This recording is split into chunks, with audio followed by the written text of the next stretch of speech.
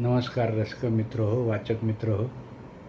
एक साहित्यिक लेखक कवी म्हणून माझ्या साहित्य प्रवासामध्ये नवनवीन पुस्तकं माझी प्रकाशित होतात, बालसाहित्याची, मोठ्यांच्या साहित्याची. आणि या लेखन प्रवासात नामवंत साहित्य संस्थांनी आयोजित केलेल्या वाङ्मय स्पर्धेमध्ये किंवा वाङ्मय निर्मितीच्या उपक्रमामध्ये जे विविध साहित्य पुरस्कार जाहीर होत असतात, त्यात आपलाही समावेश होणं हे कुठल्याही आणि प्रत्येक लेखक, कवीला, साहित्यिकाला मोठी आनंदाची आणि अभिमानाची गोष्ट वाटत असते. तर असाच अभिमानाचा प्रसंग, आनंदाचा प्रसंग माझ्या वाट्याला नुकताच आलेला आहे. तोच आपल्याशी आनंद मी शेअर करण्यासाठी आपली भेट घेतो आहे. आजची ही बालकुमार साहित्य सभा कोल्हापूर या ख्यातीप्राप्त संस्थेचा दरवर्षी बालवाङ्मय पुरस्कार उपक्रम चालू असतो.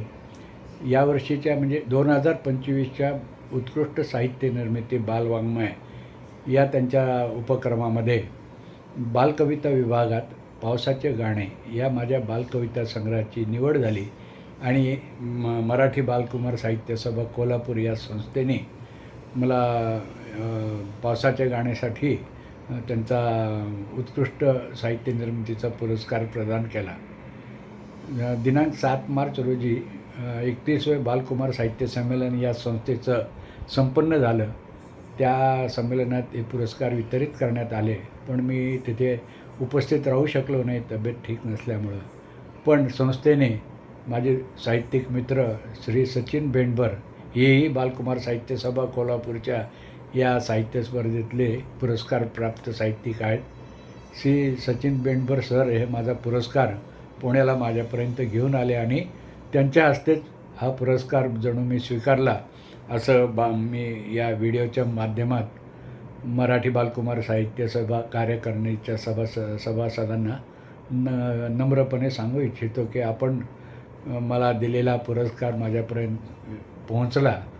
आपण माझ्या पावसाच्या गाणे या बालकविता संग्रहाची या पुरस्कारासाठी निवड केली, याबद्दल मी आपला अत्यंत आभारी आहे. आणि माझ्या वाचक मित्रांसाठी मी ही आनंदाची बातमी शेअर करण्यासाठीच हा व्हिडिओ केला. हे या पुरस्काराचं प्रमाणपत्र बालकुमार साहित्य सभा कोल्हापूर आणि रोख रक्कम, शाल, श्रीफळ आणि सन्मानचिन्ह असं या पुरस्काराचं स्वरूप आहे. तर हे खूप सुंदर असं हे सन्मानचिन्ह माझ्या पुरस्कारांच्या शोकेसमध्ये दाखल झालेलं आहे. याचा मला खूप मोठा आनंद आहे, कारण प्रत्येक पुरस्कार, प्रत्येक असं सन्मान हा आपल्या लेखन प्रवासाची खूप मोठी पोचपावती असते, सन्मान असतो आणि अर्थातच तो आनंद देणारा पण आहे.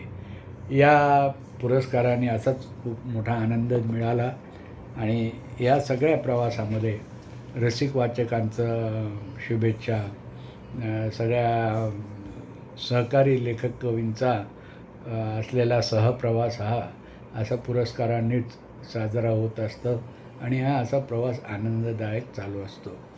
तर मराठी बालकुमार साहित्य सभा कोल्हापूर कार्यकारिणी सदस्य डॉक्टर श्रीकांत पाटील सर जे अध्यक्ष आहेत, परशुराम आंबी सर हे उपाध्यक्ष, कार्याध्यक्ष असलेल्या नसीम जमादार मॅडम आणि कार्यवाह संजय कडके सर, या सगळ्या कार्यकारिणी सदस्यांचे मी मनपूर्वक आभार मानतो.